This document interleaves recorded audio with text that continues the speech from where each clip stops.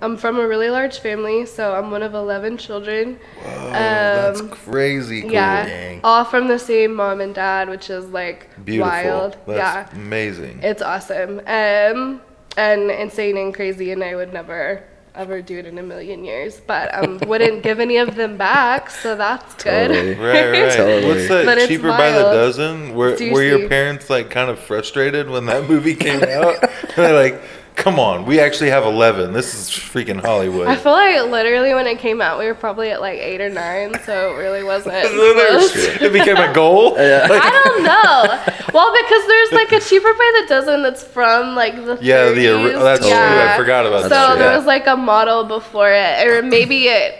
I love that movie as a kid because it's like, oh yeah, we're not freaks. Like there's there's something in Hollywood. Like I felt represented almost in this like wild way. So where do you, in that litter of puppies, which number are you? I'm the second oldest.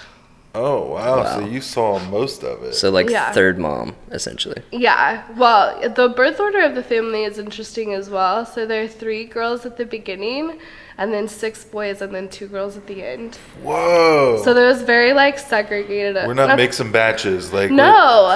So like the girls are in charge of helping the boys survive, and there are definitely a lot of systems in place to make sure that everyone. Were those systems communicated? Oh yeah, we were very aware. Like we had very strict chores. We had partners that we would like be in charge of a certain little kid. Holy cow, this is so different. Isn't this amazing? It's wild. So crazy. Yeah, and then like I was probably cooking all the like dinner for the whole family at probably 11 or 12. Dang, I assume your husband is grateful. At this point, he probably does more cooking than I do, just because I'm like, I've done it. You're burnt fine. out. Yeah. You're retired. Like, I'm okay. You're retired. I hung my apron up. Yeah, and it's been an interesting thing with like kids as well, because I say that my mom used up all of my maternal instinct, because I'm like, no, I know what a kid like what that entails, what a baby entails. Like I've taken care of them. My littlest sibling was born whenever I was a junior in high school, so it's like she could have been mine, and we took care of them, and it's like now I'm okay for a long time. Yeah. For a while. Yeah. Because I've lived it, so it was a wild childhood, so but it was good. Contrast to that, what does your husband come from? Like, did you marry a single kid? Like that? I mean, he has only child. He has 2 siblings, but like background-wise, we're very different.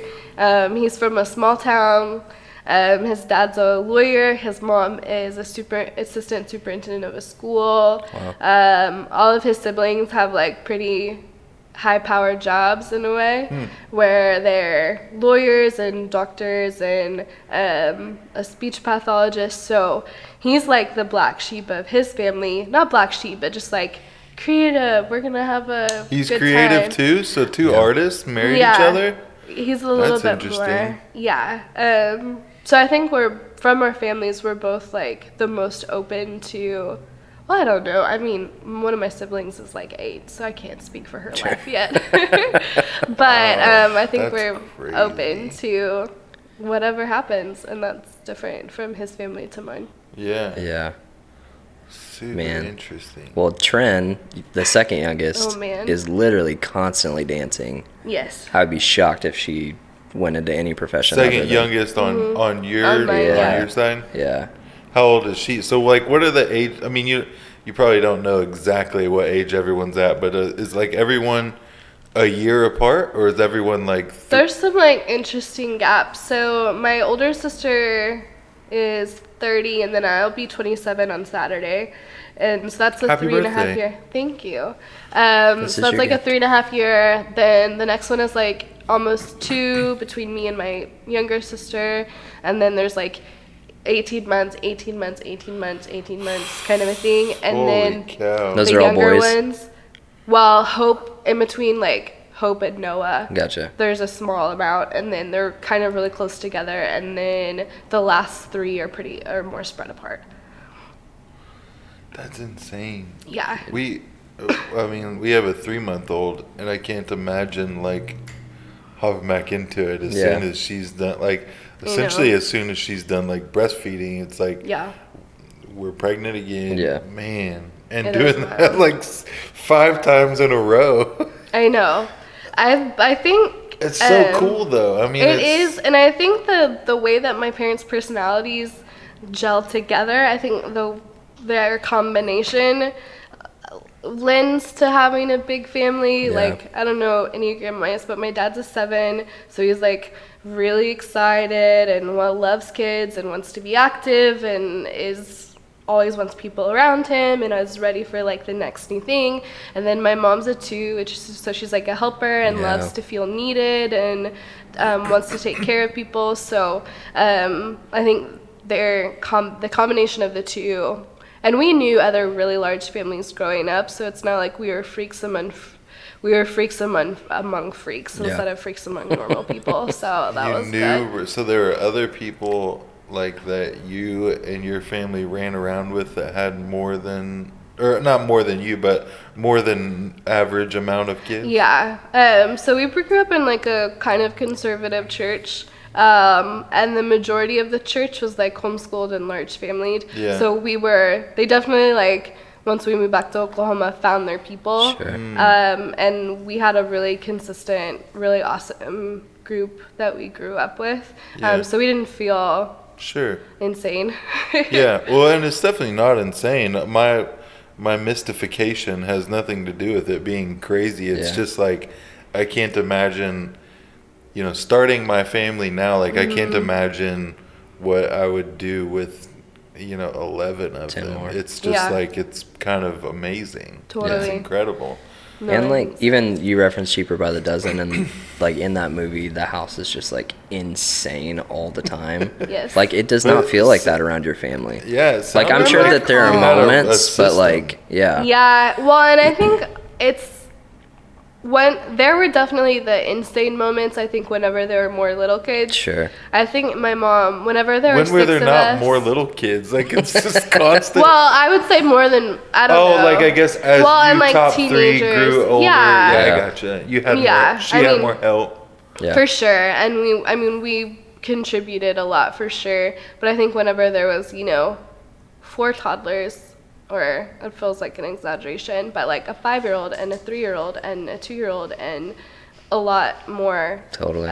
Felt a little wild, but yeah, here we are. That's crazy cool. Yeah. Mm-hmm. Huh. 11 kids. So the youngest is a sister, and she's currently 8. Yeah. And you're turning 30. Is that what you said? You're turning 30? 27. You're turning 27. Your sister is 30. Yeah. That's crazy cool. Yeah. It's a wild age gap, but it's really fun. So whenever they moved here, how many of you were there? 4. 4? Yeah. So you would have been how old? 3. So do you remember Texas at all? Yeah, I do. Yeah. I would say that out of all my siblings, I probably have the best memory. Like, I remember a lot. Of like childhood and even like really, really young. I wonder if that's an artist thing. Like, is that something that you draw from, and so your brain is kind of like, like open to, because it's all there, right? Sure. The data's all there. Yeah. You just don't like. It's the isn't recall. That kind of proven scientifically about memory? It's like we just don't operate in the capacity of accessing all of it typically. Probably. Yeah. I mean, I would say it's probably more typical for like visual artists to have a better memory when they're younger. But like for me being a songwriter, like I don't remember anything before like honestly like 9 or 10. That's like whoa. Yeah. Were you just drunk 1 through 8? I think like my like memory points in my life are driven by emotions. And so like I remember an emotion of a moment, but I don't necessarily remember like interesting. Yeah, like I don't remember like the wallpaper in my childhood room or whatever. Yeah. But I can and I'm extremely visual. Like I can tell you, like it's like movies playing back in my mind. Like I can see full images. I can explain to you exactly the house that we were in, like my dad's work, places that we visited, grandparents' houses, and I think a lot of that probably does have to do with like a visual memory and recording of like the way that my brain functions, and then how I've like translated that. Totally. And a lot of times with my students, I feel like the biggest thing that I'm helping them, I teach art for high school kids at the moment, is like I'm wanting to help them see things well, to like take a step back, take a deep breath and look and see it. Yeah. And a lot of times if I can help them see, then they're like, oh yeah, I get it, and then they can do it on their own. But until I'm helping them, okay, look here, what do you see, repeat back to me exactly what's going on, and then they can kind of almost comprehend it, and then it's like a light goes on where they can see it almost going forward. So I don't know if that has anything to do with it, but it's always an interesting thing of like, they're like, Miss, I don't see it, I don't understand. And I'm like, take a deep breath, look right here. Do you see the difference between this and this? And they're like, oh my gosh, yes. What's amazing what we subconsciously intake without intentionally, you know, choosing to like retain information, because we're constantly being like, for sure, at all times bombarded with visual things. And so like, yeah, it really does take that intentionality to like soak that in and retain it, because there's too much to retain naturally, you know, without that intentionality. For sure. I wonder if, not to return back to talking about your family, but like I do wonder too if like the spacing within siblings, like through the act of like storytelling and recalling memories, like sparks your memory throughout your life to like help you retain that. Because like if you have a dream and you wake up and then you're like, oh, I have to remember that, and then, you know, 30 seconds later you forget that dream, but then later someone says something that like sparks, you know, your memory for that dream or whatever.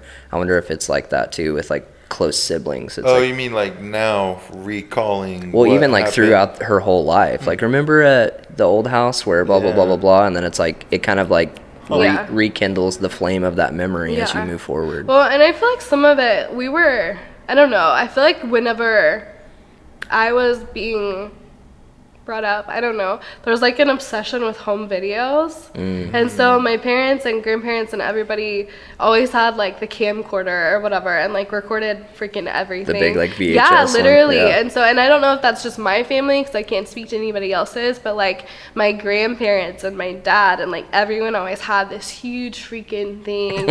And we took it on vacations until like, that's you know, amazing. 2007 or whatever. It's like, grab the camcorder or just record everything. And so I'm wondering if that has something to do with it too, because not only have I do I have like a mental image of it, I also have like all of these movies that I've watched my whole life. Yeah, I get like that. To like reinforce. It's almost like making new like pathways or worn pathways.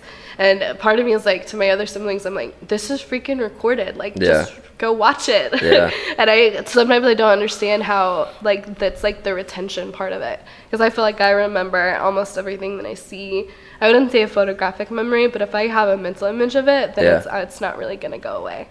It's crazy how even within our lifetime, like the boombox VHS recorder is now here. Totally. And like, I'm even thinking of that little Osmo. There's so many like, things are here. It's I mean, insane.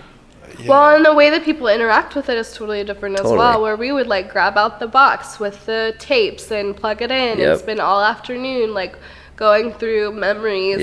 And now, and the whole family would gather around and watch it together. Yeah, or maybe not my like, parents. not my whole family. Right. I don't know if my parents ever gave a crap, but like we were super into it as kids. They were just happy to breathe. Like all the kids were doing something. And they're like, oh my gosh.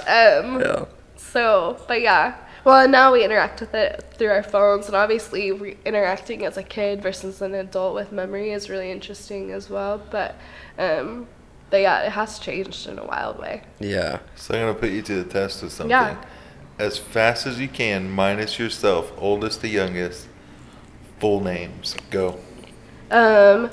Mirage Noah McCloy, Hope Gabrielle Boyd, Noah Nathaniel Boyd, Micah Michelle Boyd, Eli Faithful Boyd, Daniel Judah Boyd, Samuel Nehemiah, Gabriel Gleeman, Trinity Angeline, Emma Adelaide. Wow. That's amazing. Wait, will you say Micah's middle name again? Michelle. That's such a sick name. Oh, man. Yeah. Yeah, I've always been really upset with my parents because I feel like they had super creative, really exciting names for literally every other sibling except for me. Like, I get saddled with Rachel Elizabeth, which is like the most quintessential, Saddled. like, Great 90s word, name. Like, yeah. Noelle is Mirage Noelle, and then Hope gets Hope Gabrielle, and then I'm stuck with like Rachel Elizabeth. It feels so freaking basic, and I've hated it my whole life. Like, my whole life. So is that why your artist name is Ray? Let's A little bit, yeah. Get into that. What do you hate? You just think Rachel sounds clunky, or It does sound clunky, and if like. And then church that I went to growing up, there were literally like 9 other Rachels besides me, and it always bugged me that it had this like really unique name. There's several times in my childhood that I would like make a pact with a friend and like, we're changing our names, and we would go by like boy names or whatever.